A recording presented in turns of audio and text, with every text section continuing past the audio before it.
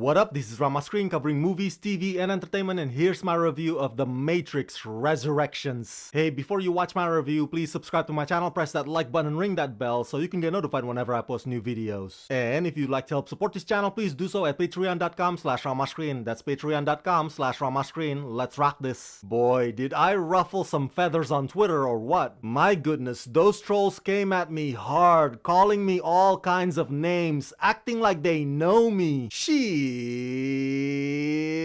All I did was being honest about what I saw in the movie at the screening. If you don't like my opinions, hey, newsflash, movies are subjective. But I digress. As a fan of the original Matrix movie, you know, the first one, the game changer one, I had my initial concern about going into this fourth installment, mainly because we remember how the storytelling quality went downhill in both Reloaded and Revolutions. That and this franchise pretty much already concluded with Revolutions. Done, finished, gonzo. Well, now that I've watched The Matrix Resurrections, I stand by what I tweeted. The Matrix Resurrections is a sluggish, baffling, bloated mess. Writer-director Lana Wachowski excessively uses philosophical mumbo-jumbo to rationalize this film's unnecessary existence and its woke agenda. Look, I'm not against gender identity and pronoun and sexual orientation. It's a free country, you do you, boo. I am for whatever you wanna be. Go live your life. I'm happy if you're happy. It's just that it's clear with this movie, it's not really a continuation at all.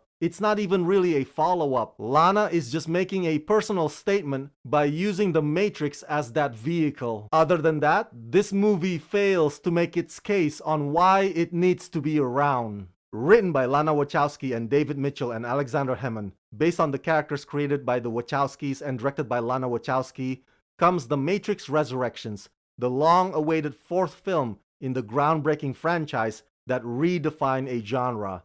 The new film reunites original stars Keanu Reeves and Carrie-Anne in the iconic roles they made famous, Neo and Trinity, also starring Yahya Abdul-Mateen II, Priyanka Chopra, Jonathan Groff, Neil Patrick Harris, Jessica Henwick, Christina Ricci, and Jada Pinkett Smith. The Matrix Resurrections does have its positives. We gotta give credit where credit is due. The previous trilogy arrived before the dawn of social media, before smartphones got smarter, so we see a lot of that incorporated into this new film. So it's fair to describe this as the Matrix for the Generation Z, who were no older than 7 years old back when the first movie came out. There's a lot of meta stuff going on in the Matrix Resurrections as well, which is a cool way of injecting nostalgia without making it nostalgia heavy. Neo is now a game designer, and the video game that shot him up to stardom happens to be, voila, you guessed it, The Matrix. Only this time, he can't recall whether or not it's based on his actual experiences. That's right, it's Steven Spielberg's Hook,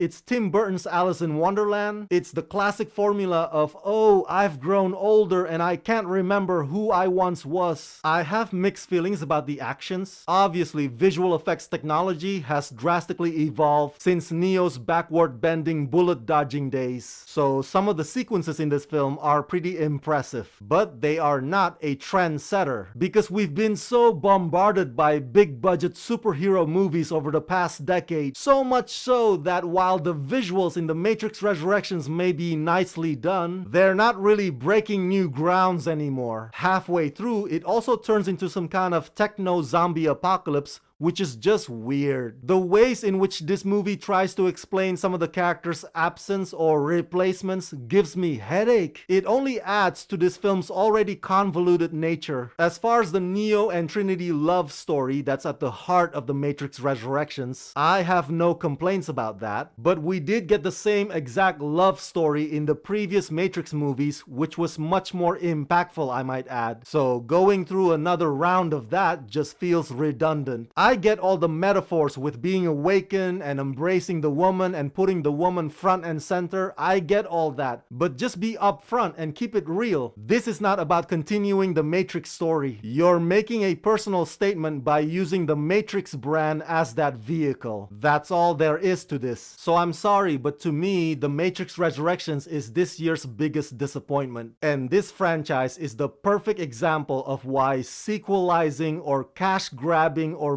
milking it till it's dry is not always a good idea.